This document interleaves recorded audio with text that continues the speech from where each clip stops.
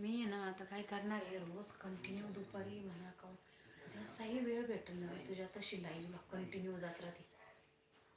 लावून द्यायचं त्याला काय होतं, लावून दिलं ना तुम्ही तरी पण काय आवडा विषय नाही ना, नाही जरी वाचलं तरी.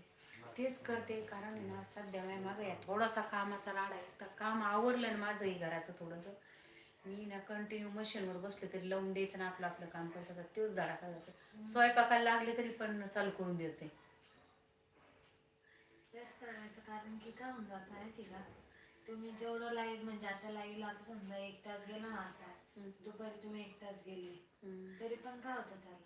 हा चालते ना. आणि नाही जरी बोलले तरी नाही बोलले तरी त्या बाईच्या अकाउंटला किती फॉलोअर्स आले होते, हा 600-700. एक अगं ती बोलतच नाही रे तुझ्या टायमिंग तर टायमिंग लाईव्हला असते ती.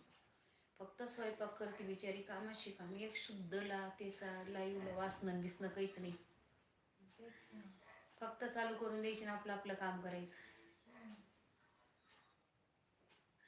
नाही जरी दुपारी समजा नाही बोलले आणि संध्याकाळच्या लाईव्हला तुम्ही गेले बोलले थोडेफार तरी पण काय होतं त्याला.